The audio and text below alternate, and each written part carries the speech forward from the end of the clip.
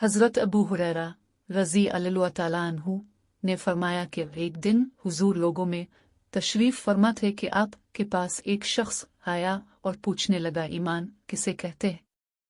आपने फरमाया कि ईमान यह है कि तुम अल्लाह पाक के वजूद और उसकी वाहिदीनियत पर ईमान लाओ और उसके फरिश्तों के वजूद पर और इस अल्लाह की मुलाकात के बरहक होने पर, उसके रसूलों के बरहक होने पर और मरने के बाद दोबारा अलिफाटिनी पर ईमान लाओ। फिर उसने पूछा कि इस्लाम क्या है?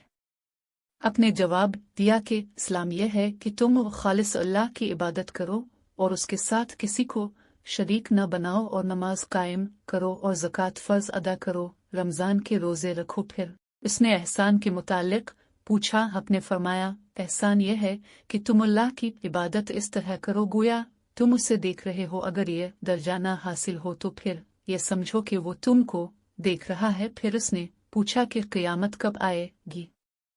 आपने फरमाया, इस के बारे में जवाब देने वाला पूछने वाले से कुछ ज्यादा नहीं जानता, अलबत्ता मैं इसकी निशानियां बता सकता हूँ। वो ये है कि जब लौंडी अपने आका को जनेगी और जब सिया ऊँटों के चुराने वाले देहाती लोग तरक्की करते करते मकानात की तामीर में एक दूसरे से तरक्की ले जाने की कोशिश करेंगे। याद रखो, क़यामत का इल्म उन 5 चीज़ों में है जिनको अल्लाह के सिवा कोई नहीं जानता। फिर नबी अकरम ने ये आयत पढ़ी, समझ रखो कि अल्लाह ही के पास क़यामत का इल्म है, वही बारिश नाजिल फरमाता है और माँ के पेट में जो कुछ है उसे जानता है। कोई भी नहीं जानता कि कल क्या कुछ करेगा, ना किसी को मालूम है कि किस जमीन में मरेगा। याद रखो, अल्लाह पूरे इल्म वाला और खबरों वाला है।